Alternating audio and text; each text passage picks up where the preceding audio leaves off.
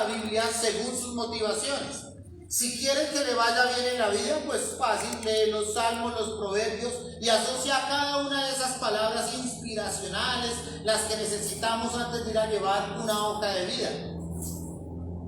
Hemos estudiado la palabra de una forma inspiracional, de tal manera que si usted tiene que ir al médico, siempre repite los mismos versículos, asociando que su vida cristiana parece ser que fueran solo promesas. Y la vida del cristiano no puede ser solo promesas. Por eso dice la palabra que mi pueblo fue destruido porque le faltó conocimiento. Cuando el pueblo del Señor solamente conoce las promesas de Dios, se está mal alimentando, se está encaprichando y está viendo un evangelio que le hace falta. Siempre nosotros escucharemos las historias de una parte. Por eso nosotros las consejerías matrimoniales tratamos de buscar que estén las dos personas en la consejería, porque cada quien cuenta según su amaño y según su conveniencia. Y cuando la mujer está herida, dice más de lo que debe. Y cuando el marido está herido, se vuelve víctima. ¿Quién diría? Semejante lobo se vuelve cordero. Pero muchas veces llegan ellos como las víctimas. Y muchas veces usted atiende una consejería de un lado y del otro lado sin atender las dos partes. Es un completo error. Hay que sentar a la pareja, quitar los cuchillos, las navajas, las patecabras y ponerlos a dialogar y escucharlos a ambos. Que se juzguen delante de la gente, que se difamen delante de la gente y que se defiendan delante de la gente, porque todo el mundo tiene derecho a la defensa. Pero se darán ustedes cuenta que siempre es necesario escuchar las dos versiones. Cuando nosotros escuchamos un evangelio que solamente está fundamentado en las promesas y en inspirar a un pueblo a conseguir trabajos, camionetas, empleos, salud y matrimonio, estamos mal alimentando una iglesia. La iglesia tiene que estar formada en todos los conceptos y de ella aprenderlo todo. Por eso, de tal manera, hubo un esfuerzo cuando tomamos la decisión de compartir y enseñar soteriología, porque hay muchas iglesias que, aunque tienen una Biblia en su casa, no saben ni siquiera qué es la salvación. Iglesias que no saben el significado de la palabra justificación, iglesias que no conocen el significado de la palabra redención, iglesias que no saben identificar qué es la Trinidad, iglesias que no saben qué es la predestinación, qué es la glorificación, qué es la perseverancia del creyente. Hay iglesias que saben orar para conseguir trabajos, pero de la palabra no saben absolutamente nada. Mi pueblo no fue destruido porque le faltó inspiración. El pueblo de Dios fue destruido porque le faltó conocimiento. Nosotros deberíamos hacer un esfuerzo mayúsculo y preponderante de estar estudiando la Escritura y de estar perseverando en la palabra del Señor. Y si un día la palabra de Dios me llama necio, reciba la palabra con amor. Y si un día la palabra de Dios me llama pecador, reciba la palabra con amor. Y si un día la palabra me llama mentiroso, me llama codicioso, me llama orgulloso, me llama altivo, reciba la palabra con amor. Reciba la palabra con amor. No importa de dónde venga. Ustedes se dan cuenta la palabra que da Juan en las iglesias del Apocalipsis. Y ustedes se dan cuenta, tengo contra ti. A todas les da una cualidad. A todas las iglesias del Apocalipsis, Esmirna, Pérgamo, Tiatira, la Odisea, a todas les da una cualidad. Pero detrás de la cualidad que viene, una corrección. Esa es la formación de Dios para la iglesia. Cuando ustedes leen las cartas del apóstol Pablo, la mitad de las cartas son doctrinales, pero la otra mitad son prácticas, y en la parte práctica siempre viene la exhortación. Siempre viene la exhortación a los falsos maestros, siempre viene la exhortación al que no hace caso, siempre viene la exhortación al apóstata, siempre viene la exhortación al que tiene duro el corazón. Esa es la complejidad de la palabra. ¿Usted se imagina usted criar a un hijo solamente diciéndole las cualidades que él tiene? ¿Cómo le van a salir sus hijos? ¿Qué pasa donde usted solamente salta la tarea, la labor y la función de un hijo? Usted va a tener un hijo chueco, incorrecto. porque usted nunca va a tener autoridad para corregirlo. Uno tiene que enseñarle a los hijos a que sean fuertes en la corrección. Hay niños que se derriten cuando uno los regaña, como la mantequilla cuando le pasa un cuchillo caliente. Hay muchachos que los exhortan cuando son adolescentes y se largan de la casa. La razón, no soportan la exhortación. Tenemos un pueblo que vive reclamando y reclamando derechos, pero nadie asume los deberes. De tal manera que tenemos que aprender a soportar. ¿Saben por qué se han acabado muchos matrimonios? Porque no aguantan y no soportan la exhortación. No aguantan que la mujer le llame la atención por desordenado. Y la mujer no aguanta que el marido le llame la atención por desordenada. Y muchos matrimonios se terminan destruyendo por una bobada, simplemente porque no se aguantan el uno al otro. El pueblo del Señor tiene que aprender a ser resistente. Un día estaba Dios diciéndole a Moisés: Moisés, te voy a llevar para que liberes a mi pueblo. Y él sacó múltiples pretextos para no ir por allá. Y dijo: Señor, yo soy tartamudo, Señor, no me van a creer. Y el Señor le fue mostrando a través de las señales qué debía él decir. Luego el mismo Señor que le dijo eso a Moisés, le dio las tablas de la ley. Y cuando Moisés recibió las tablas de la ley, hecha por el puño y el dedo del Señor, y cuando él recibió las tablas de la ley, bendijo el nombre de Dios, porque Dios les había traído ley. Después los llevó por el desierto y los puso a comer maná y los puso a comer golondrinas. Y aunque comer maná y comer golondrinas, usted que está acostumbrado a la diversidad, a comer pollo, pescado, carne, imagínate que lo pusieran solamente a comer maná y golondrinas, pues usted también se hubiera aburrido. Y aunque Dios estuvo con ellos comiendo maná y golondrina, estaba en el proceso. Pero un día Dios amaba a Moisés.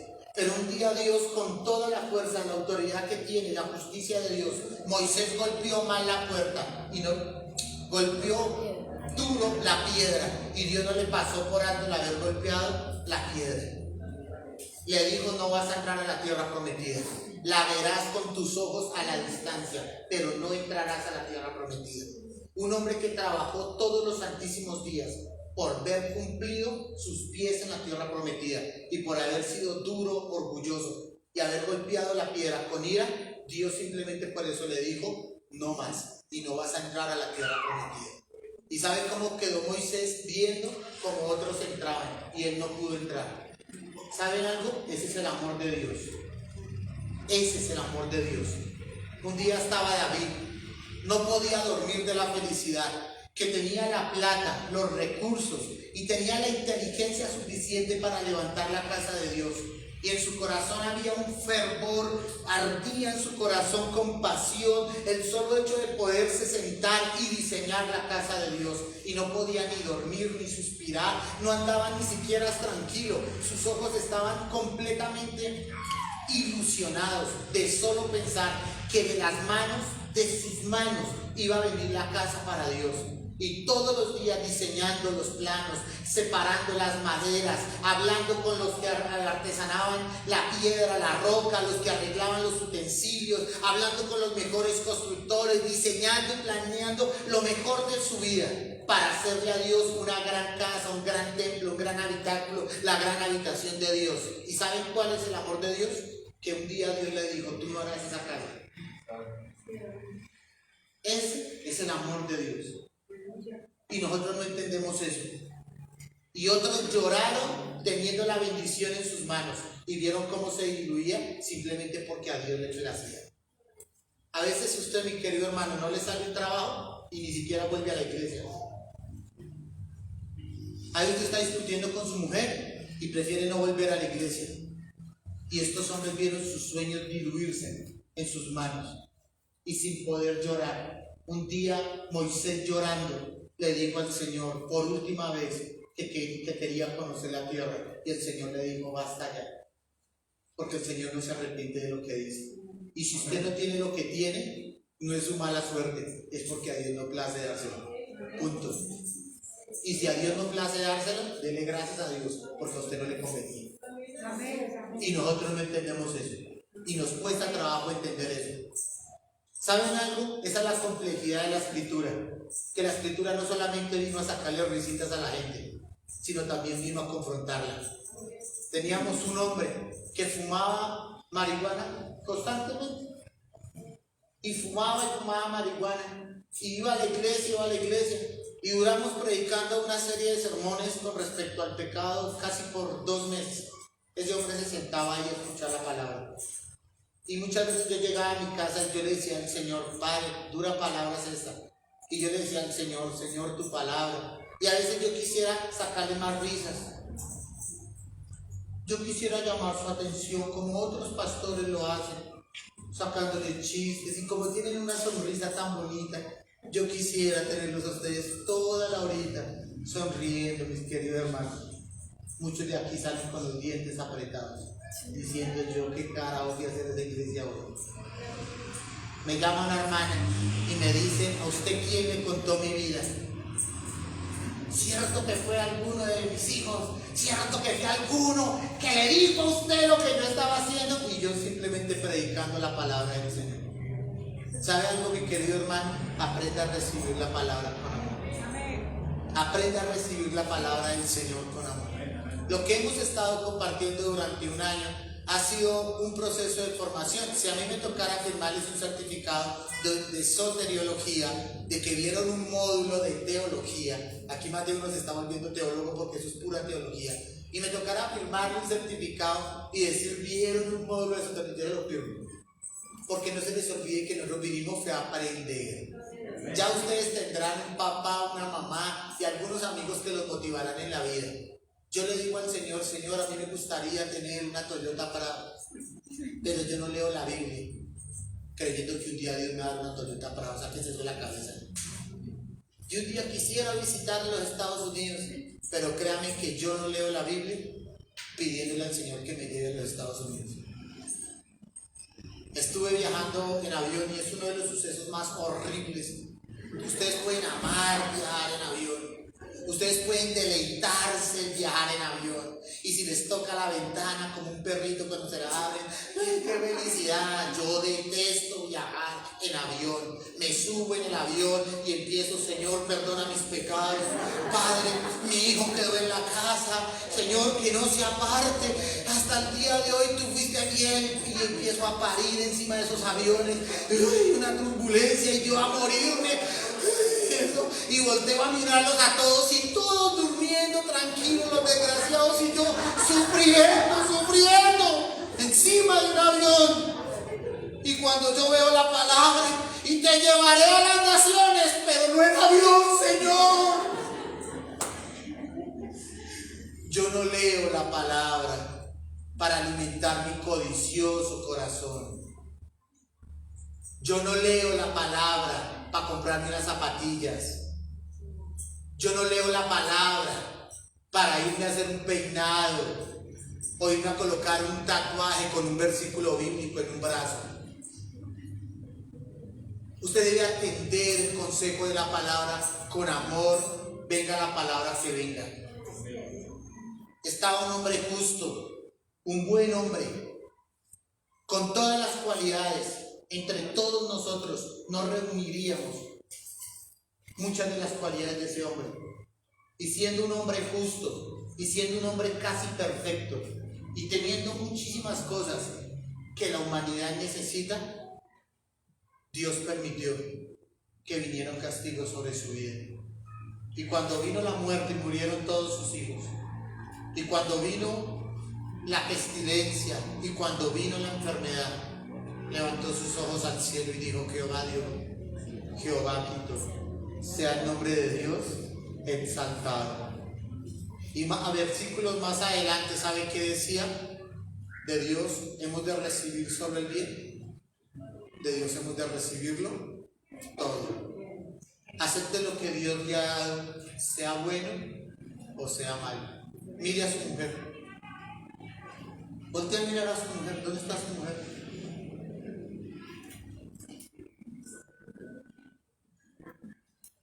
Esa mujer fue la que Dios le dio. ¿En qué andaba pensando Dios? No sabemos.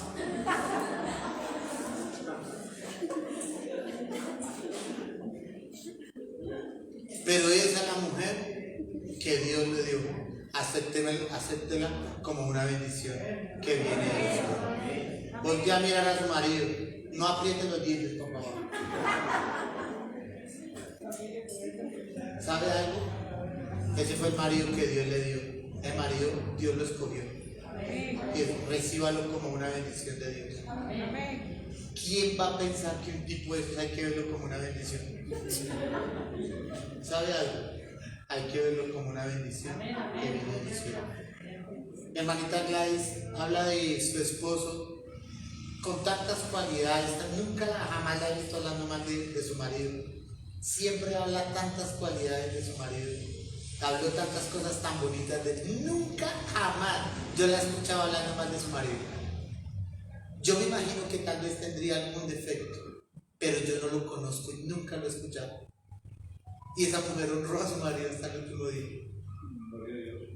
¿Sabe por qué? Porque ese marido o esa mujer es una bendición que viene del cielo. Y usted le da gracias a Dios por esa bendición. Cierre sus ojos y dígale: Señor, gracias por mi esposa. Se ha vuelto salvaje. Dígale: Señor, Padre, esa mujer que tú me diste, a veces no entiendo, Señor. Pero dígale: Señor, gracias por el amor que tú me diste. Es una bendición que viene del cielo. Señor, gracias por el marido que tú me diste. ¿Usted tiene un hijo difícil? Dígale al Señor: usted me pudo haber dado uno más obediente, pero me dio uno desobediente. Y aunque fue usted el que me lo dio, porque fue usted el que me lo dio, Señor, gracias por ese hijo. Dígale al Señor: usted tiene un trabajo duro, que llega a su casita con la cara quemada, o tiene jefes que son gruesos, tiranos y son duros y difíciles. Dígale: Señor, gracias porque por lo menos yo tengo un trabajo. Señor, gracias porque por lo menos tengo un trabajo. Debemos ser agradecidos con el Señor, con todo lo que Dios nos da, venga de donde venga y sea como sea. Hay que darle gracias a Dios por lo que tenemos. Amén. ¿Quién puede decir gracias, Señor? Dígale al Señor: Señor, muchas gracias por todo lo que nos has dado. ¿Sabe algo, mi querido hermano? Vamos a ver un tema que está asociado a la vida y a la muerte. Y es un tema relacionado al concepto que tiene la iglesia con referencia a la vida o la muerte. ¿Por qué es importante saber qué dice la Escritura con respecto a esto? Porque la mayoría de nosotros tenemos un concepto completamente equivocado con respecto de la vida y con respecto de la muerte. Vamos a ver algunos principios en la palabra, sin llegar a desconocer lo que Dios dijo a través de su palabra, porque es realmente la fe que nosotros tenemos. La fe es la certeza de lo que se espera y la convicción de lo que no se ve. Entonces, en los últimos temas que hemos estado viendo, han sido, el último que vimos fue la perseverancia del creyente o la seguridad de los santos. Y terminamos ese tema hace 15 días y vamos a arrancar uno que se llama la glorificación. La glorificación, yo entiendo que muchos de ustedes no conozcan la palabra, que si yo preguntara quién conoce la palabra glorificación, tal vez nadie la conozca o muy pocas personas la conozcan, pero es un tema que vamos a arrancar a verlo en estos últimos días. Les voy a dar una pista. ¿Han escuchado ese dicho que dice no hay cuerpo glorioso? Está asociado exactamente a ese tema, pero eso lo vamos, antes de verlo, necesito que veamos este tema que es la antesala a esa porción que vamos a ver, Dios permita, en 8 o 15 días por culpa de los músicos. Entonces, todos generalmente, las personas que más admiramos nosotros, las personas a las cuales les tenemos una devoción, que sus historias nos cautivaron, nos llenaron, inclusive nos inspiraron, muchas de esas personas ya tuvieron que encontrarse con la muerte. Todos vamos a encontrarnos con la muerte. Si todos nos encontramos con el nacimiento, todos nos tenemos que encontrar con la muerte. Paso inevitable. Quisiéramos añadirle unos días más de vida. Quisiéramos extender la vida. Muchos de ustedes quisieran vivir 100 años, pero saludables. Muchos ya a los 70 años ya se quieren ir, ¿sí? Muchos Desafortunadamente ya partieron, este coronavirus fue terrible, ¿sí? Ahorita está todo el mundo agarrado por las herencias, cosa tan difícil. Usted sabe, este coronavirus, ¿cuántos problemas de herencias dejó? Ahorita están esos juzgados, esas notarías, mire, peleando juicios de sucesión, y ojalá los hermanos se hayan entendido, pero los que no se entendieron, uy, Dios mío, ahorita son unos agarrones en las notarías terribles. Y eso ha producido esta pandemia, que muchas personas hayan partido. Alguno de ustedes, al ver las noticias, tal vez tuvo coronavirus. Y muchas de las personas que tuvieron coronavirus, al ver la cantidad de muertos, que llegamos a tener 500 y punta de muertos en un solo día, al ver esas noticias tan nefastas, tan complejas y tan difíciles, logramos sentir miedo. Esta mañana yo les compartía que a mí, para el mes de julio, me dio coronavirus y fue algo muy difícil, fue algo supremamente complicado. Yo les explicaba que yo no sentía la punta de los dedos de las manos, no sé por qué se adormecían y no las sentía, y la punta de los pies se dormían, y yo todo lo que tocaba era como tener los dedos anestesiados, o sea, una cosa extraña que yo nunca había sentido.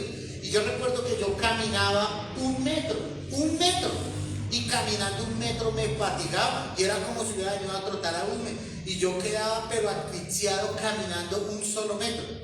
Y yo les decía esta mañana que en un momento que yo no podía caminar ni un metro, yo le dije al Señor: Señor Padre, quítame esta asfixia, que no puedo ni siquiera caminar un metro.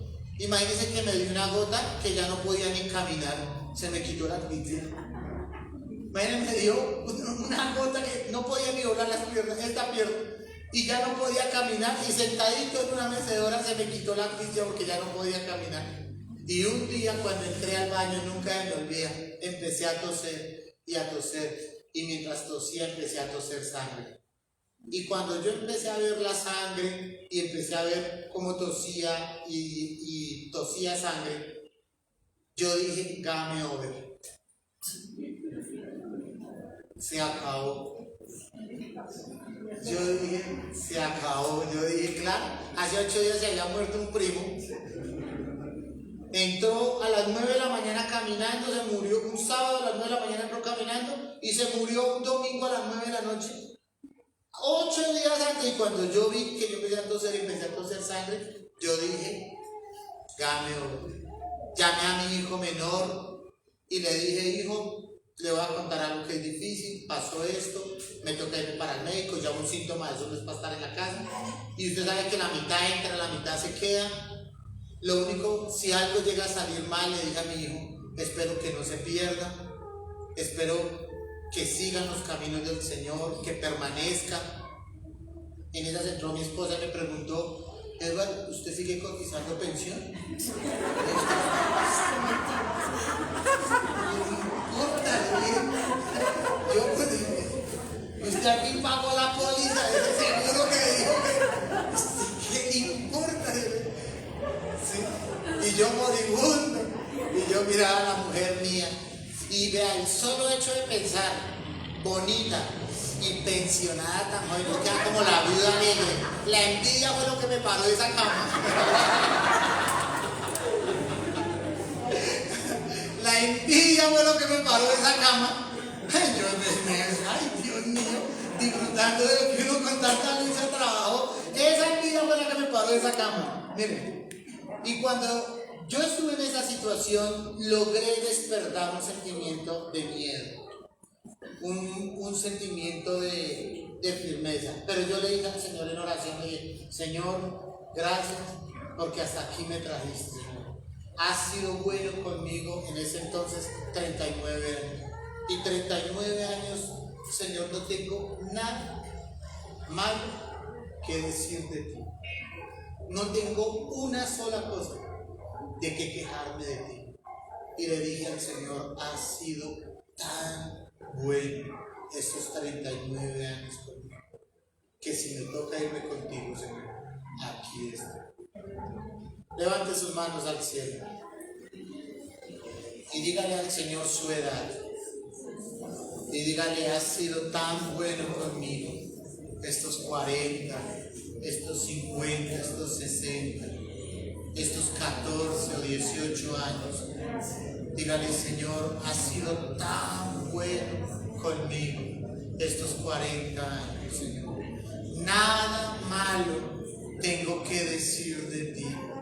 Has sido tan bueno. Gracias, Señor Padre. Y alcanzamos a tener este miedo en el corazón. Si yo les preguntara, mis queridos hermanos, sin temor, sin miedo, sin vergüenza, si yo le preguntara a mi hermano, ¿quién le tiene miedo aquí a la muerte? Tranquilos, tranquilos, no los vamos a juzgar. ¿Quién le tiene miedo aquí a la muerte? Tranquilos. Los jóvenes más que todo. Amén. Es un miedo natural, no se preocupe. Hoy vamos a hablar sobre ese miedo. Vamos a hablar justamente sobre la muerte y por qué la muerte es un propósito en la vida del creyente. ¿Por qué la muerte? ¿Sí? ¿Qué sucede al cristiano cuando muere? Eso es importante. Miren, ¿qué nos hace hijos de Dios? La comprensión de las Escrituras. Hay partituras de música clásica muy complejas. Si ustedes, la novena sinfonía de Beethoven, si ustedes llegan a leer esas partituras, ¿sí? Vivaldi, empiezan a leer partituras que son supremamente complejas. Probablemente usted pueda durar toda su vida intentando comprenderlas y no las va a poder comprender. Pero de la misma manera, quien hizo esas partituras, un día se pone a leer la Biblia y tampoco la va a comprender. Miren cuán complejo es esto. Hay un versículo que dice: porque de tal manera amó Dios al mundo, que ha dado a su Hijo unigénito, para que todo aquel que en Él crea no se pierda, mas tenga vida eterna. Entender ese versículo, que es algo sencillo, es ser llamado hijo de Dios. Un hijo de Dios entiende ese versículo. Pero yo le digo, un físico, un químico, un matemático de la NASA, ruso, chino, japonés, alemán o norteamericano, intenta leer ese versículo y no lo comprende. Así de complejo, que quienes son sus hijos pueden entender la palabra del Señor con una sencillez, porque hay que ser como un niño para ir al cielo. Por eso el Señor utilizó las parábolas, para que nosotros pudiéramos entender los grandes misterios del Señor de una forma sencilla y muy práctica. Y usted puede entender eso. Porque he aquí, yo toco la puerta y llamo. Si alguno oye mi voz y abre esa puerta, entraré a él, cenaré con él y él conmigo. Mire, usted puede poner a un premio Nobel de física, de química, de trigonometría, de matemática avanzada, premio Nobel de paz o premio Nobel de literatura, y usted lo pone a leer ese versículo y no lo entiende. Usted puede colocar a una persona con un estudio capacitado, excelente, hasta un superdotado, y no puede entender ese versículo. Cree en el Señor Jesucristo y serás salvo tú y toda tu casa. Comprender esas cosas tan sencillas nos hace hijos de Dios, porque Dios depositó dentro de nosotros fe, y esa fe alimenta nuestra vida todos los días. La fe, la certeza de lo que se espera y la convicción de lo que no se ve. Y nosotros poder creer que lo que viene a través de la palabra a nuestras vidas, poderlo comprender, es un privilegio. Que usted pueda leer la palabra y pueda entenderla. Que usted pueda comprender lo que Cristo hizo por usted en la cruz del Calvario por amor. Esto es un privilegio. Usted se puede parar enfrente de la iglesia con tratados, con camisetas, con música, y hacerle entender de todas las formas al pecador, al impío, con bolitas, con plastilina, con caricaturas, con palitos, con lo que usted quisiera, hacerle entender estas palabras de vida. Y el corazón duro no se lo permite. Esto es un mito, esto es un cuento, esto es unas historias retrógradas, obsoletas para el mundo, pero para nosotros es el combustible que mueve nuestras vidas. Cuando usted puede entender los grandes secretos, así sean pequeñitos. Miren, Jehová es mi pastor. Jehová es mi pastor. Y por ahí a veces le hace falta algo a usted y empieza a angustiarse. ¿Y yo qué hago? ¿Y dónde voy? Si Jehová es su pastor,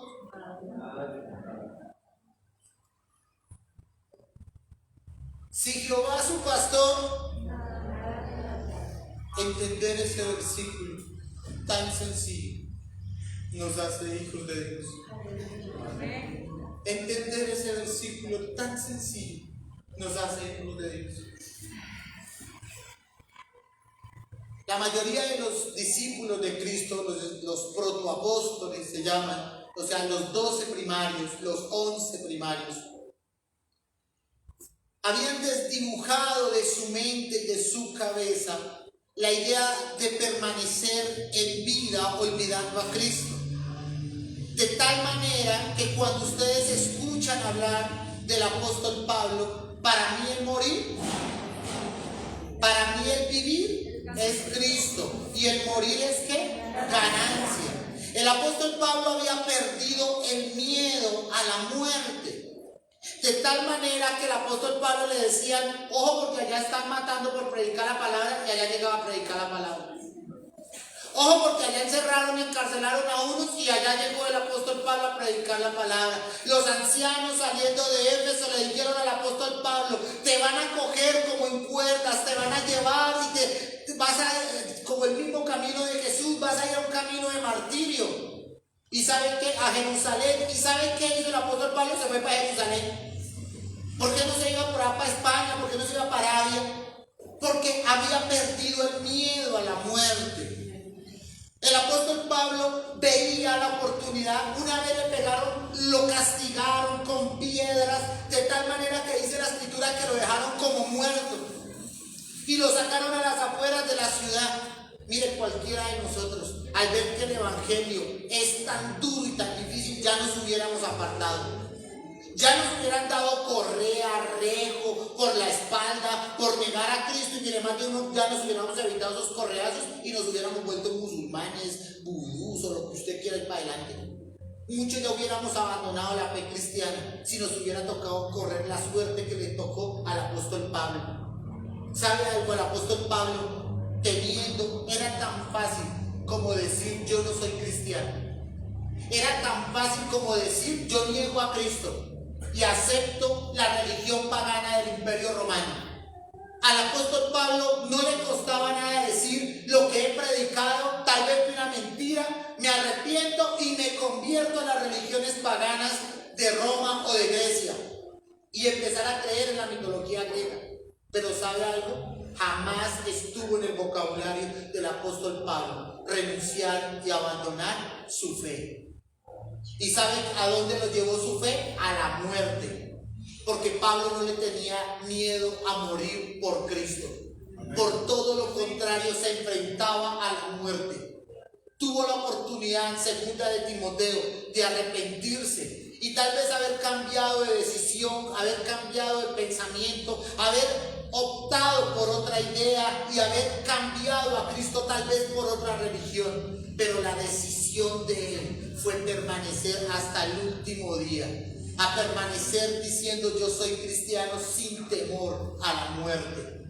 Un día el apóstol Pedro, eso lo dice la historia, no lo dice la Biblia, estaba en la cruz y lo iban a crucificar y Pedro dijo, yo no soy digno de morir como mi maestro, a mí que me crucifiquen boca abajo. Y todos lo miran y bueno, su forma de morir. Y dicen que el apóstol Pedro murió boca abajo, murió con la cruz invertida de para abajo. En esa conversación no estaba ni siquiera si era o no era cristiano, sino era cómo iba a morir. Esa discusión con los verdugos no era si se iba a arrepentir o no se iba a arrepentir, si iba a seguir con su pensamiento hasta el último momento de su vida o iba a cambiar en el último minuto. La conversación que tuvieron los verdugos con el apóstol Pedro era la forma en que iba a morir, porque la decisión de morir por Cristo ya estaba tomada. Mis queridos hermanos, nosotros debemos aprender cuán rígido, cuán estricto y cuál era el peso del evangelio que predicaban estos apóstoles. ¿Cuál era el impacto que realmente Cristo había cautivado en el corazón de ellos para que todos murieran de formas crueles, duras y despiadadas? De poder mirar por qué Juan, siendo un anciano, no se sabe bien si primera, segunda y tercera de Juan se escribió antes de Apocalipsis, como tampoco se sabe si primera, segunda y tercera de Juan se escribió después de Apocalipsis. Lo que se sabe es que esas cartas fueron escritas entre el año 90 y el año 95. Pero si ustedes leen primera y segunda y tercera de Juan, ustedes ven un anciano tierno. Hijitos míos, dice el apóstol Juan, hijitos míos, así es toda la carta, primera y segunda y tercera, si no, léala. Hijitos míos, una carta amorosa la del apóstol Juan. Quiere que les diga, era ya un anciano amoroso. Eso era Juan, un anciano amoroso. Y saben algo, siendo un anciano amoroso, metieron su cuerpo en aceite caliente. Y cuando usted está viendo una paila donde fritan las mojarras, meta una mano a ver qué pasa. Y cuando usted ve el aceite caliente, más de uno empieza a decir, oye, ¿qué es el Corán? ¿Y qué es lo que hacen allá? ¿Es difícil? Y cuando empiezan a ver más de uno el aceite caliente que vio Juan, más de uno empieza a decir, venga, ¿y cómo es esa historia de, cómo llamaba el gordito de que le agarraste la barriga? Ay, ¿cómo la historia de Buda? Y más de uno al ver ese aceite caliente empieza a decir, y todavía están recibiendo convertidos en el taoísmo. Más de uno al ver ese aceite caliente, mi querido hermano, ya hubiera pensado en Buda, ya hubiera pensado en ese chino que me encanta tanto, el chino Confucio. Me encantaba leer a Confucio, los proverbios de Confucio. Y más de uno ya hubiera empezado a preguntar en qué consiste las otras religiones. Muchos al ver esa paila caliente ya hubieran pensado en cambiar de religión. Muchos ni siquiera lo vamos a llevar a la paila, ya yo cambio de decisión, ni con verlo. Ya hubieran cambiado de decisión. ¿Quiere que les diga algo? El apóstol Juan está viendo cómo prenden el caldero con aceite. Y mientras está viendo el caldero, empieza a renunciar a la estética de su cuerpo, a las imperfecciones de su cuerpo, y empieza a aceptar ahí parado cómo van a quedar las cicatrices, el dolor, las llagas, llagas sin acetaminofén, llagas sin diclofenaco y llagas sin tener una sola medicina para aliviar el dolor. Y Juan mira su cuerpo y dice, ¿alguna vez pensó Juan cómo queda el pollo broster? Y Juan se miró y dijo, y renunció a la estética de su cuerpo y a la belleza de su cuerpo. Y le decían, niegue a Cristo y nos evitamos todo este dolor. Con solo negarlo, Juan se hubiera evitado todo ese dolor y toda esa tortura. ¿Y sabe qué hacía Juan? Como Esteban cuando fue apedreado, puestos los ojos en Jesús, el autor y consumador de la fe. Y el anciano amoroso y tierno fue echado en aceite caliente. Y después no fue llevado a urgencias, ni lo medicaron para aliviar el dolor, ni le dieron cicatricure para curar sus cicatrices. Lo abandonaron en la isla de Patmos y lo dejaron allá pagando unos años la purga, sin quien pudiera ser su consuelo. Y cuando más estaba el dolor de su cuerpo adolorido, vino el ángel, vino el Dios Todopoderoso y le mostró el Apocalipsis. Porque el que venza, sobre él habrá una gran recompensa. El que me negare delante de los hombres, yo le negaré delante de mi Padre. Eso es lo que significaba la muerte para los discípulos. No significaba nada por tener solamente el momento glorioso de encontrarse con Jesús cara a cara y frente a frente. Muchos de nosotros tenemos ojos bonitos. Muchos de ustedes tienen una mirada tan bonita y se esconde. Dicen que los ojos lo dicen todo, ¿no? Que son la ventana del alma. Hay unos con ojos chuecos, hay unos medio tuertos, hay unos con unas pestañas tan bonitas y hay unos que ya se mandaron poner pestañas. Hay unos que tienen unas cejas tan bonitas y otros ya se las mandaron tatuar. Y no importa cuál sea el contorno de sus ojos o el color, unos son negros, otros son zambos, pero hay unos ojos muy bonitos que al partir nosotros de esta tierra nos vamos a encontrar, porque dice la palabra que todo ojo le verá. Y un día nos vamos a encontrar con esos ojos maravillosos, los ojos de nuestro Salvador. El momento más glorioso que hemos estado esperando todos los cristianos, el momento más sublime en el que hemos estado todos los cristianos esperando, encontrarnos con esos ojitos maravillosos de Jesús y poderlo mirar a los ojos y el Señor mirarnos frente a frente. Buen siervo fiel, en lo poco fuiste fiel, en lo mucho te pondré. ¿Sabe algo? Y los mismos ojitos tiernos que le darán la bienvenida a sus hijos para la salvación eterna serán los mismos ojos con llama de juicio para el pecador. Los mismos ojos de ternura que van a recibir a sus hijos son los mismos ojos de fuego que va a consumir el pecado del pecador para condenación. Cuando nosotros vemos la muerte con la esperanza que nos vamos a encontrar con Él, nuestra fe ha sido alimentada y hemos dado un gran paso en pensar que al morir, nuestro último respiro en la tierra es nuestro primer suspiro en el cielo. Cuando creemos que muriendo en esta tierra nos vamos a encontrar directamente con nuestro Salvador, en ese momento ya podemos ser llamados hijos de Dios. Si usted le tiene miedo a eso, quítele el miedo a eso. No le tenga miedo a la muerte, porque la única forma de vernos cara a cara con Jesucristo es morir. No hay otra forma.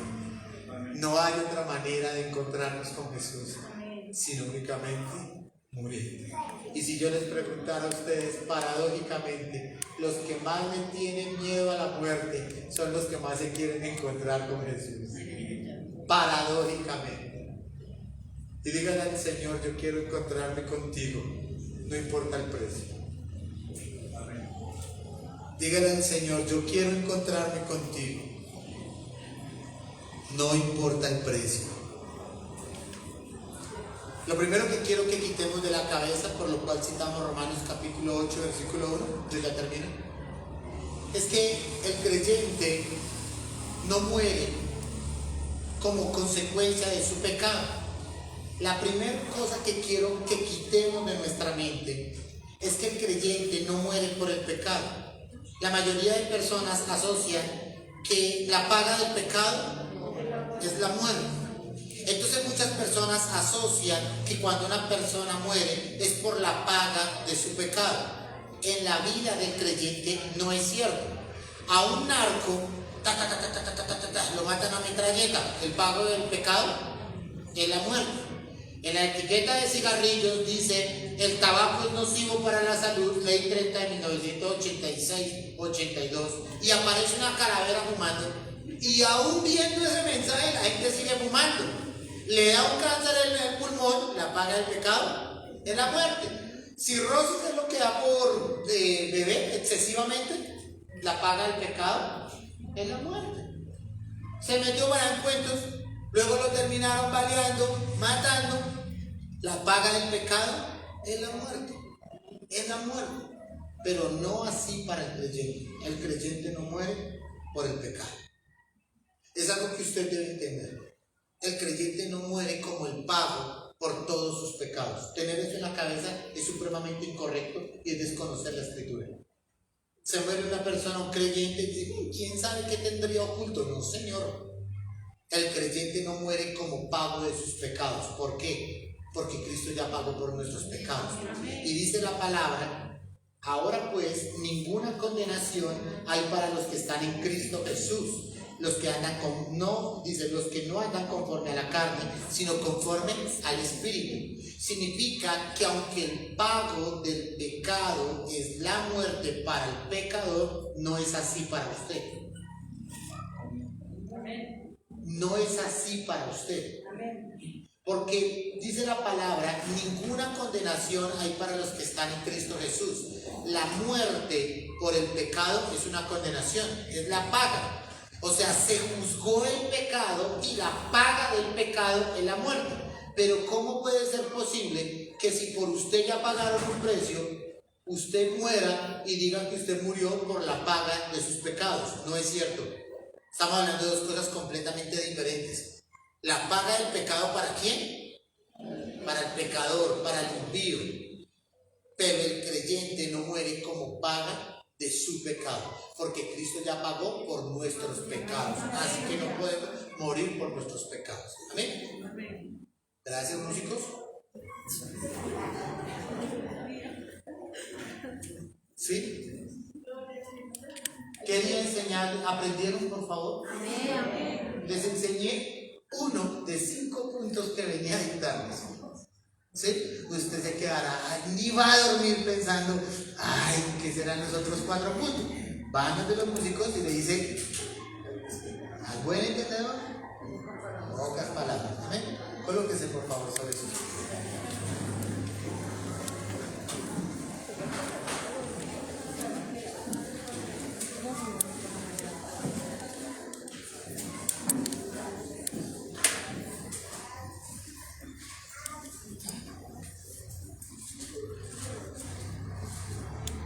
Levante sus manos al cielo y dígale al Señor, yo quiero encontrarme contigo. Dígale, Señor, yo quiero encontrarme contigo. Yo quiero encontrarme un día cara a cara contigo. Dice la palabra que todo ojo le verá. Señor, yo quiero verte. Dice que en el cielo Él enjugará toda lágrima. Señor, yo quiero encontrarme contigo. Todos los días de mi vida trabajo para encontrarme contigo. He dejado, he abandonado, me he